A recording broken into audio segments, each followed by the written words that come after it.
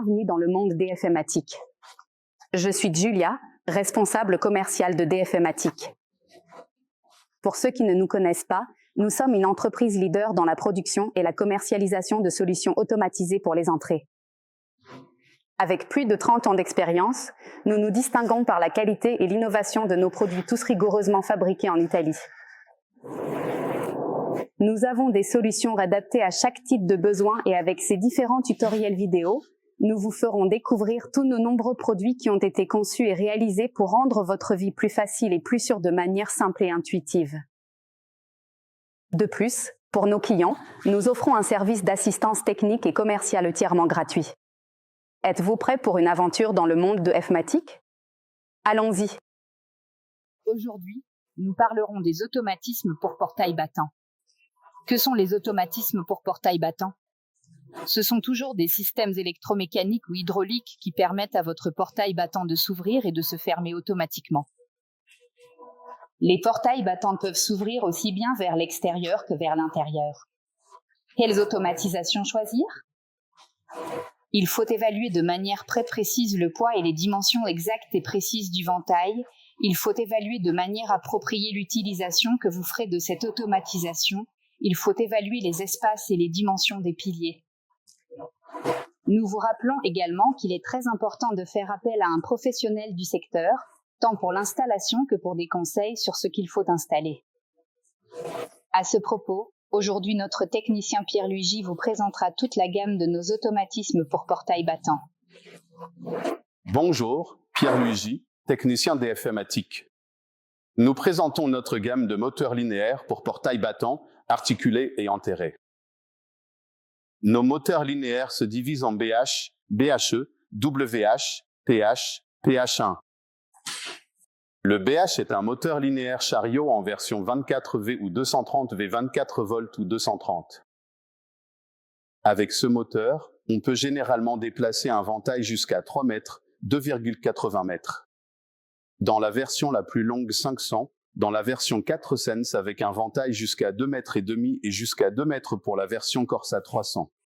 Le BHE est quant à lui un moteur toujours linéaire mais à piston. Ce moteur a le moteur vertical par rapport au piston lui-même. Il a un déverrouillage direct avec une clé triangulaire et il existe en deux versions 4 Sense et 5 Sense.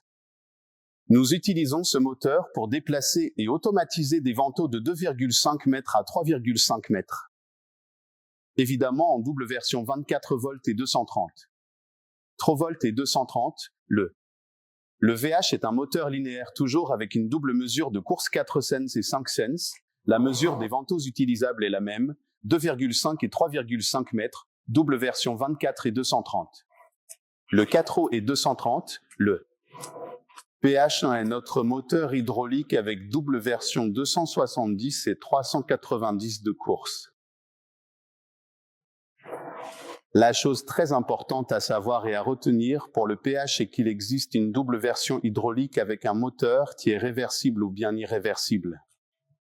Le PMA est un autre électromécanique extrêmement silencieux en triple mesure 3 Sense, 6 Sense et 4 Sense pour motoriser des vantaux de 1,80 mètres jusqu'à 3,5 mètres maximum.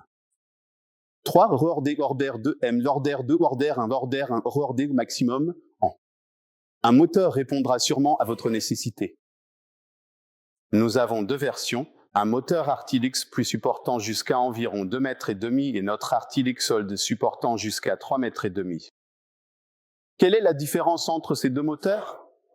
Un moteur se distingue par une robustesse supérieure en inversion 230 volts avec déverrouillage avec clé de sécurité de 6.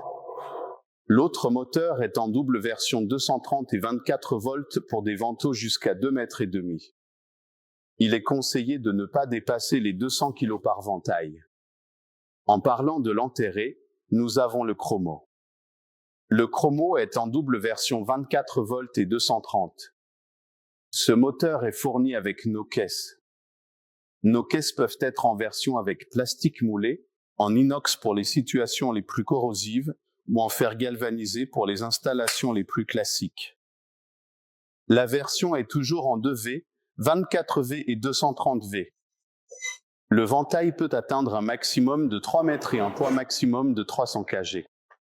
Faisons maintenant une brève mention technique sur le choix de notre portail battant. Avons des paramètres fondamentaux à évaluer. L'un est le poids du ventail.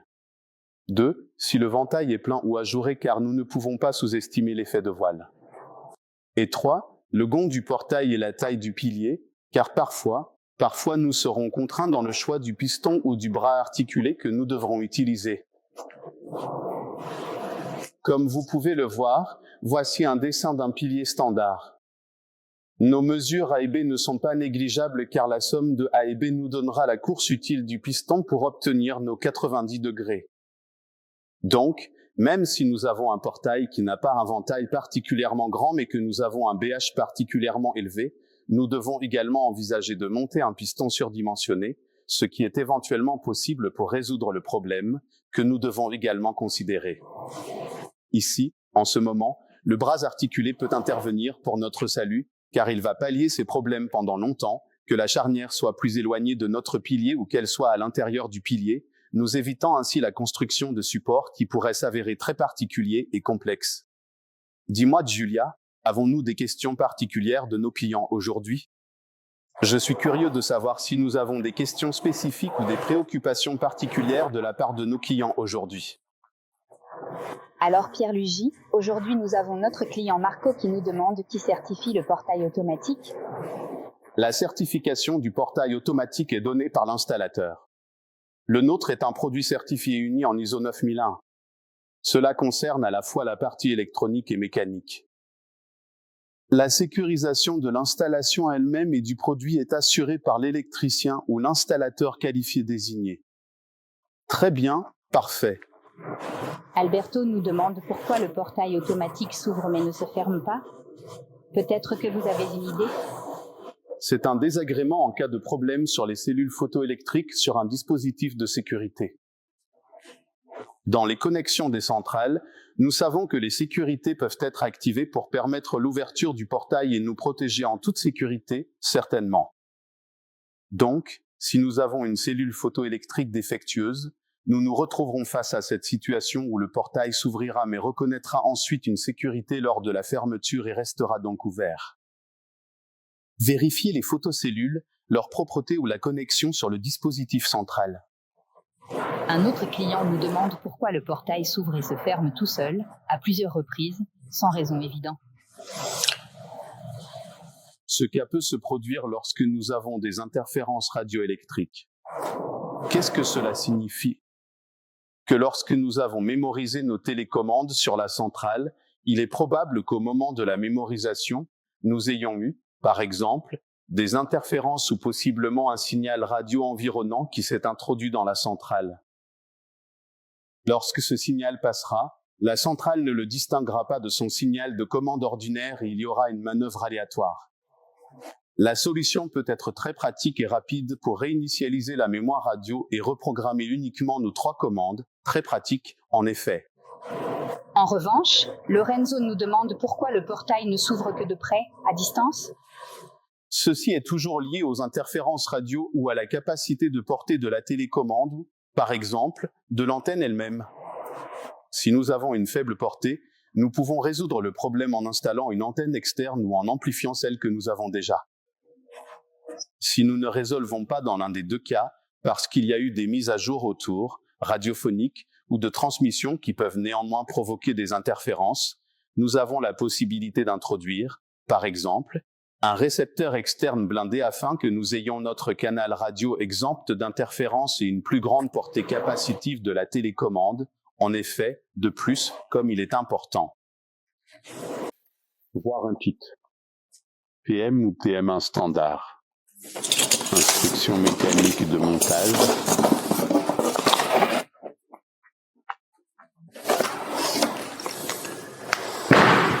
Motorisations de 230 volts sont disponibles, accompagnées d'accessoires variés pour la fixation et l'installation sécurisée. Et moteur. Nous allons maintenant procéder à l'ouverture de la boîte contenant tous les accessoires nécessaires et nous allons détailler chaque accessoire. Notre panneau de signalisation d'avertissement, notre gyrophare avec base, ainsi que notre gyrophare de sécurité. Notre paire de cellules photoélectriques FVG 180 est un dispositif de haute précision conçu pour des applications variées. Notre télécommande de tuyau plus 433 MHz Rolling Code, which is non-copiable end. Nous ouvrons très lentement le boîtier central et d'ailleurs notre unité de commande majeure, comprenant plusieurs composants complexes et plusieurs circuits. ICOS 230N2.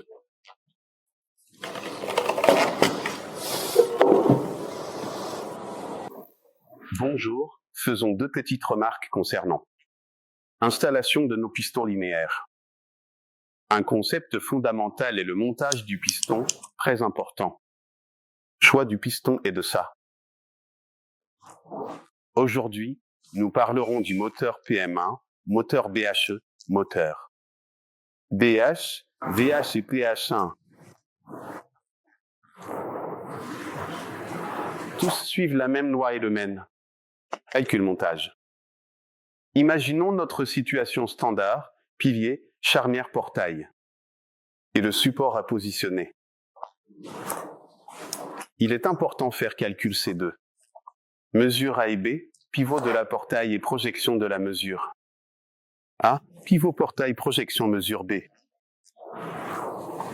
Nos mesures A et B, ainsi donc identifiées, et donc, en les additionnant, nous indique quelle course notre piston sera utilisé pour effectuer les 90 degrés.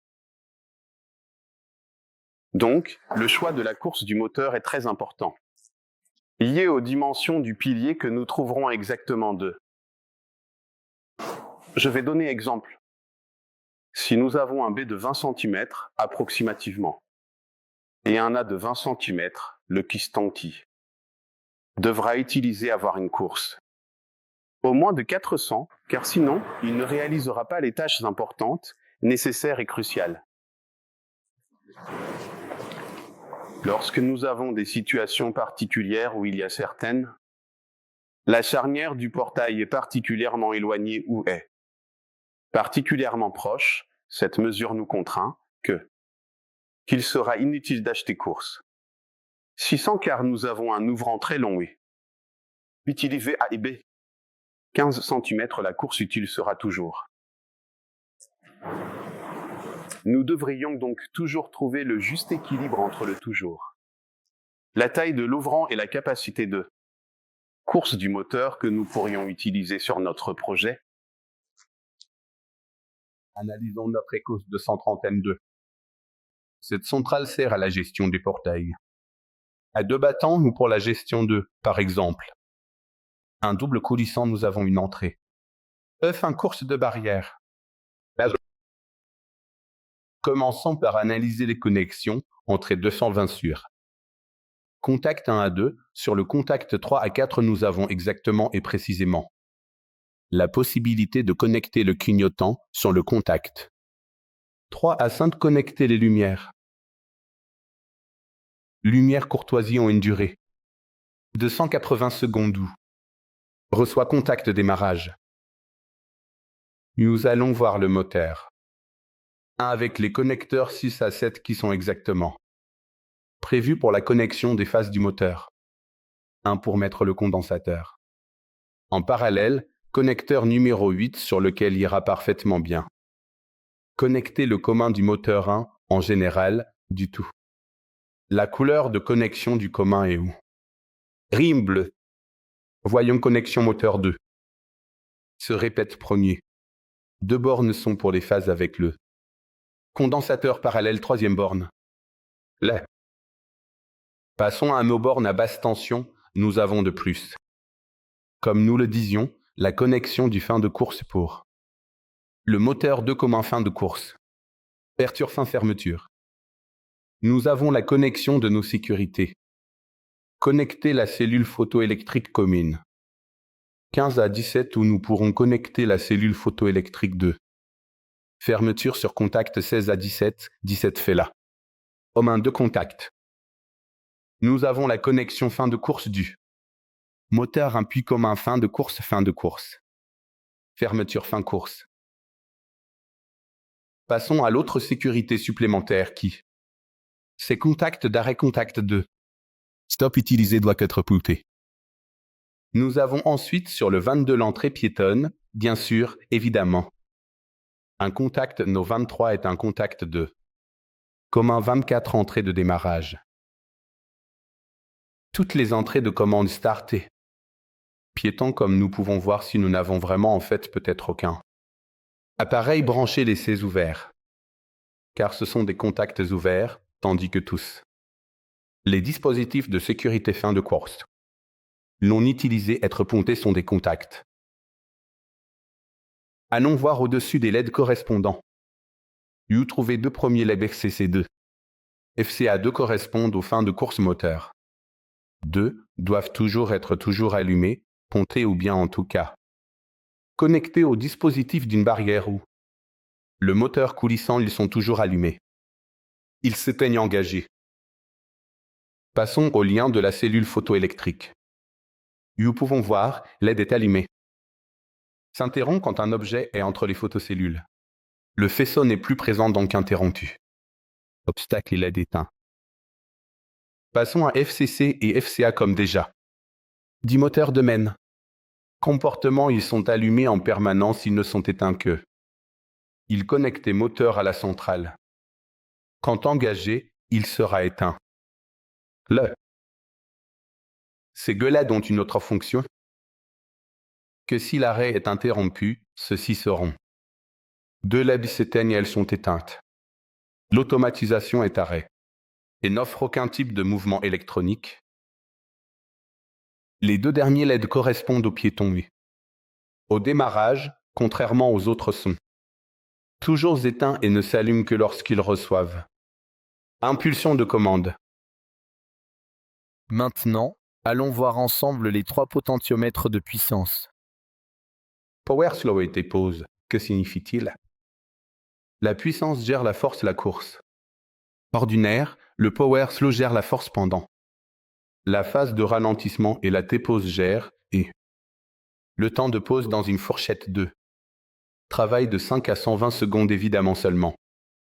Si activé par les options suivantes, ci-dessous nous avons les, par exemple. No deep switch optionnel, le deep active. La fermeture automatique. Désactivé, en non activé, ce qui signifie que si le portail est en ouverture et non, par exemple, peut-être. Nous avons activé la fermeture automatique ne se fermera pas si. Ne reçoit pas d'impulsion, le deep switch numéro 2. Au contraire, géré pour copropriété. Pas accent grave, pas aufferont cette logique 2. Fonctionnement impulsion ouvre impulsion stop 1. Impulsion ferme, tandis qu'avec le dip en marche, certainement. L'automatisation terminera toujours la manœuvre à son achèvement. Cela signifie que pendant qu'il s'ouvre, si nous appuyons sur le activer donner une impulsion lui, continuera à s'ouvrir, tandis que si l'automatisation est en train de en fermant et reçoit une impulsion de démarrage, là, légèrement, encore. La manœuvre inversée, on reviendra à l'ouverture. Son nom l'indique, il est utilisé en cas de copropriété Deep Switch 3 nous. Donne la possibilité d'entrer dans la mémoire, environ. Radio de l'extérieur pour 3 commandes dédiées. Le Deep 4 active le coup de bélier. Le coup de bélier est étroitement lié à la serrure électrique. La serrure électrique aura la possibilité de être détachée de manière plus accessible parce que battant 1 avec le Deep 4 activé. La phase départ fermera une seconde. La serrure électrique doit être connectée sur la borne 28 à 29 qui donnera une impulsion à chaque fois que la centrale recevra la commande de manière continue. Pour l'ouverture de 3 secondes, le DIP. L'interrupteur numéro 5 agit sur les de l'appareil. Option en ce qui concerne la sécurité du contact. 15 à 17, côte ou cellule photoélectrique d'ouverture, dans. Moment où nous le 5 ans. Off l'intervention de cette sécurité provoquera, de manière significative et importante, une marche arrière pour libérer l'obstacle en toute sécurité et moment nous libérons l'obstacle. Des photocellules ouvrent avec le DIP 5. En marche, on aura simplement bien l'arrêt. De l'automatisation sans inversion, Deep Switch 6. Gère le clignotant avec le 6 en toute sécurité. Off, nous aurons une lumière fixe pendant le mouvement.